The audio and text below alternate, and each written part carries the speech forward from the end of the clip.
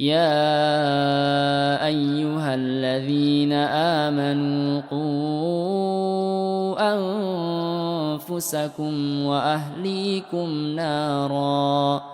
Yuk berjuang bersama kami, salurkan infak donasi terbaik Anda ke nomor rekening berikut ini. Bismillah, Assalamualaikum warahmatullahi wabarakatuh. Alhamdulillah, berjumpa lagi kita dalam program kesayangan kita, Nyatat, Nanya Ustadz. Alhamdulillah hari ini kita kedatangan guru kita, Ustadz Dr. Sandro Willis, yang insya Allah akan menjawab pertanyaan-pertanyaan yang masuk dalam program kita kali ini. Untuk pertanyaan berikutnya, di sini sudah masuk pertanyaan. Bismillah, Assalamualaikum Ustadz. Ana penderita diabetes dan terakhir cek di apotek di angka 394.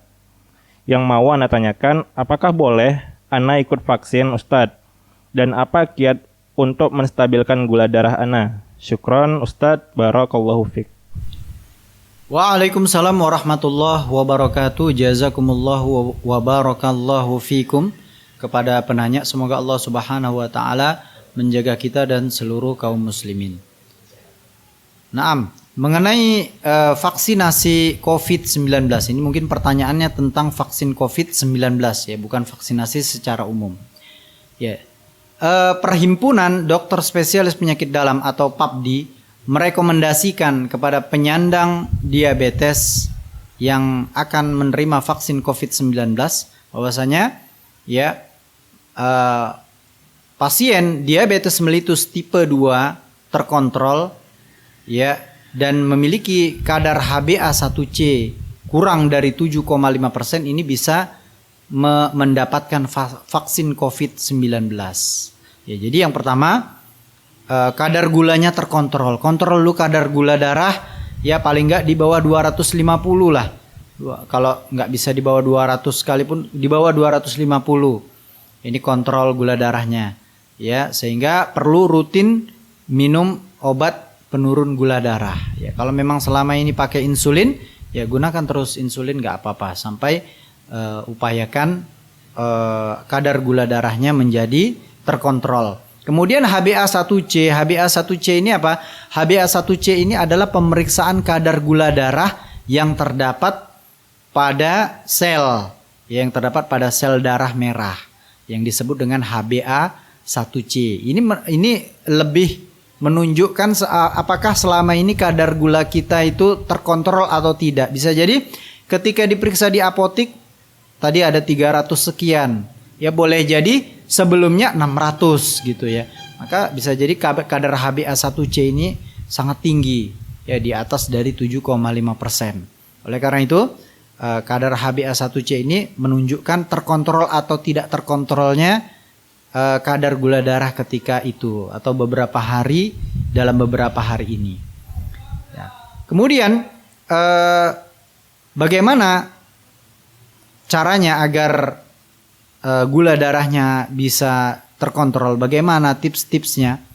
Nah, sebelum kita lanjutkan ya, kadar gula darah ya antara 300 ke atas ya, 300 ke atas sampai 400 ke atas, maka biasanya di vaksinasinya ini akan ditunda oleh petugas ya.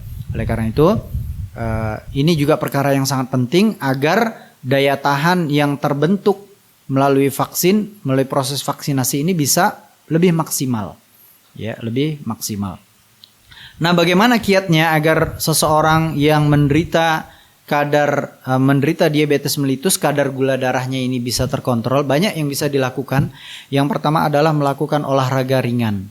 Ya, melakukan olahraga ringan teratur dalam waktu yang cukup. Ya, ini juga bisa membantu menurunkan kadar gula darah. Ya, dengan mengaktifkan otot-otot yang besar seperti misalnya otot paha, otot punggung, ya, otot lengan bisep.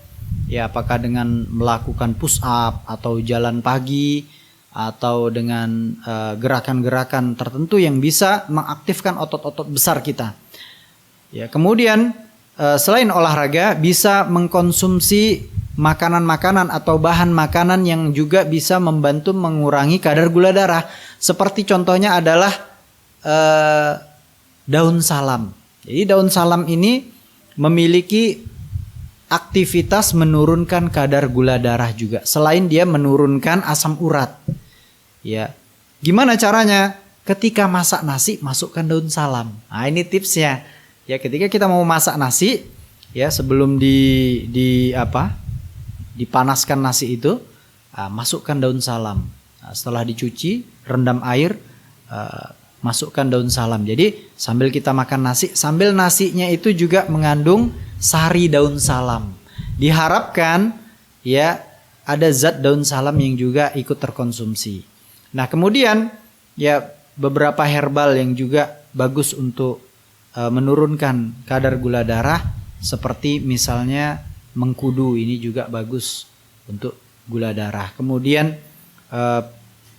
penderita mengkonsumsi bawang putih, ini juga bagus untuk menurunkan gula darah. Kemudian sambiloto ini juga memiliki aktivitas penurun kadar gula darah, dan bisa dibaca beberapa herbal yang dia memang memiliki aktivitas untuk menurunkan kadar gula darah. Ya, ini bisa dikonsumsi ya sehari-hari, apakah dalam bentuk kapsul atau dalam bentuk rebusan. Nah, kemudian penderita diabetes sebaiknya juga ya membatasi intake gula, konsumsi gula ini dibatasi. Ya. Gula dalam berbagai macam bentuknya, apakah itu kue, apakah itu sirup dan lain sebagainya, ya dengan berbagai jenisnya.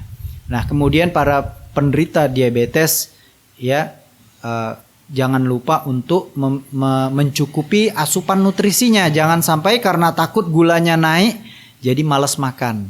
Ya, makan cuma sekali sehari. Ini bisa mengalami malnutrisi seorang yang diabetes ini. Ya, makanlah secara wajar, akan tapi ya jangan berlebihan. Ya, kemudian perbanyak makan sayuran dan buah-buahan. Ya, makan makanan yang juga bisa mengenyangkan seperti misalnya sayur-sayuran seperti wortel, kemudian kentang, ya, atau misalnya beras merah, ini juga bagus ya untuk penderita diabetes. Wallahu ta'ala a'lam, mudah-mudahan bisa bermanfaat untuk kita semuanya. Nyatat, nanya Ustadz. Anda punya pertanyaan tentang agama, hukum, dan ilmu? Yuk, ajukan pertanyaan Anda ke nomor berikut ini. Jazakumullah khairan.